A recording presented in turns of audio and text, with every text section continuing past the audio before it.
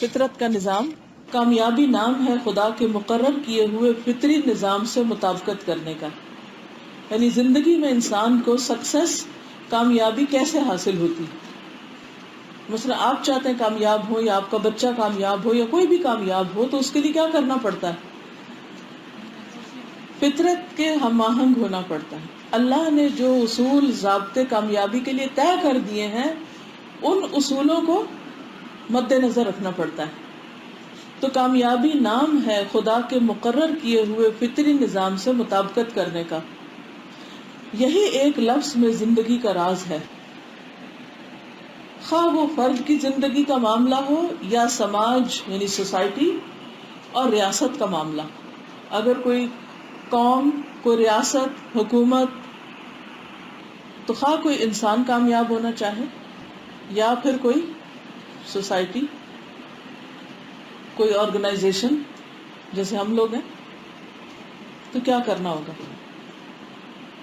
خواب تو ہم سب کا یہی ہے نا کہ ہم واقعی کچھ اچیو کر لیں، ہم اچیورز ہوں، لوزرز نہ ہوں. لیکن اچیور بننے کے لیے کچھ کرنا ہوگا. کیا کرنا ہوگا؟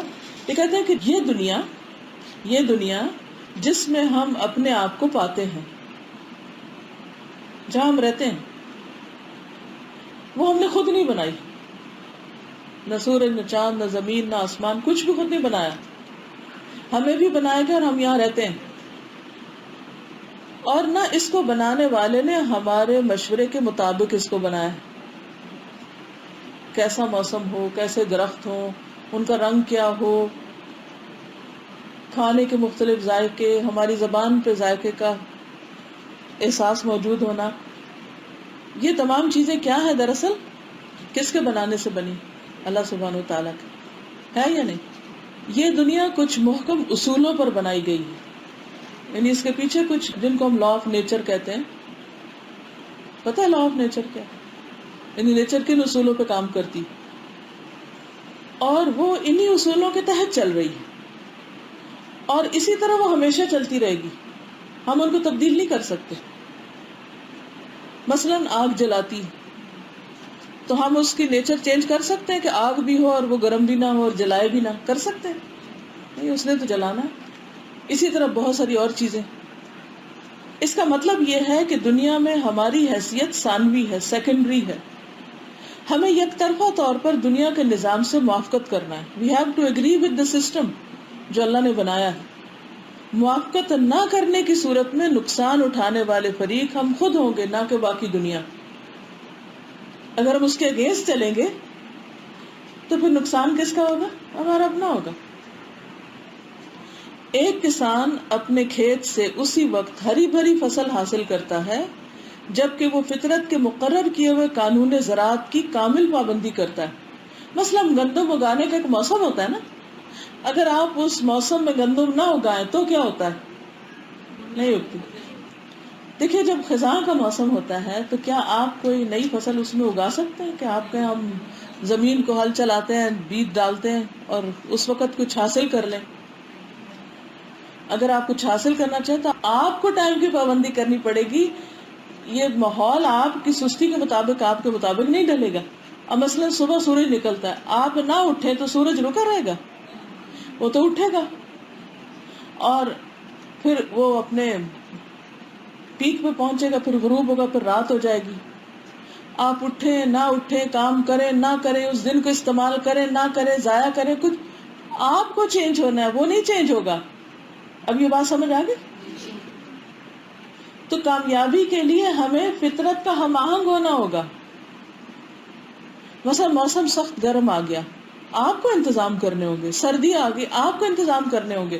اب آپ ضد لگا کے بیٹھ جائیں، نہیں میں نے جو کپڑے سردیوں میں پہنے تھے اب بھی وہی پہنوں گی، میں نے نہیں بدلنا.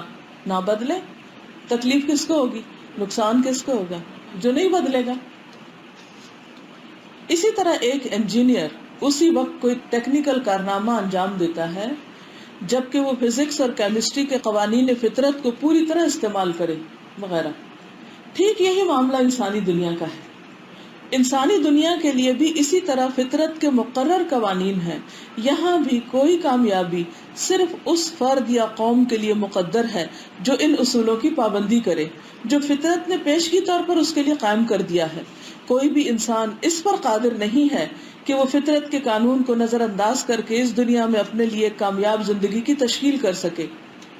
اب وہ کہتے ہیں کہ فطرت کے نقشہ میں جو چیز محنت سے ملتی ہو اس کو ہم رعایت کے ذریعے حاصل نہیں کر سکتے.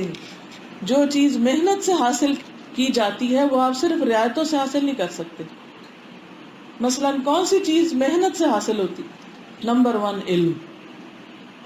دولت بھی محنت سے حاصل ہوتی، لیکن بعض اوقات دولت آپ کو ماں باپ کی جاگیر میں بغیر محنت کے بھی مل سکتی ہے، وراثت میں مل سکتی ہے. اور کوئی چیز، فصل وغیرہ، ہنر. تو آپ دیکھیے کہ علم کے معاملے میں خاص طور پر جو میں نے آپ سے کہا تھا نا کہ لوگ کہتے ہیں کہ آپ کیوں نہیں کسی اور کو تیار کر دیتے، اور بھی اس طرح کے لوگ بہت سے تیار کریں.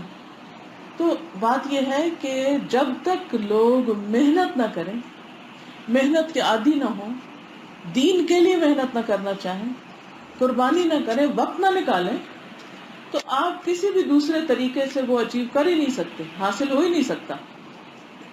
جو چیز صبر کا ثبوت دے کر ملتی ہو کہ آپ کو اس کے لیے ویٹ کرنا ہے، انتظار کرنا ہے، اس کو ہم عاجلانہ اقدام کے ذریعے نہیں پا سکتے. عاجلانہ یعنی تیزی سے کوئی کام، جلد بازی میں. جس چیز کا ملنا امن کی طاقت کے ساتھ مقدر کیا گیا ہے اس کو ہم تشدد کی طاقت کے ذریعے حاصل نہیں کر سکتے. مثلا آپ کسی کا دل تشدد کے ساتھ جیت سکتے ہیں. مثلا شوہر یہ کہے اپنی بیوی کو مار کے دو کہ تم کیوں نہیں مجھ سے محبت کرتی، کرو مجھ سے محبت. ہاں، ایسے کر سکتی ہو؟ نہیں. تو اسی طرح بہت ساری چیزیں پیار سے حاصل کی جا سکتی، بہت سی چیزیں فرم ہو کے حاصل کر سکتے، کچھ چیزیں محنت کے ذریعے حاصل ہوتی. تو ہمیں اس فطرت کے نظام کو سمجھنا ہوگا اور اس کے مطابق چلنا ہوگا کہ کہاں کس چیز کے لیے کیا طریقہ اختیار کرنا ہے. اسی کا نام وزڈم ہے.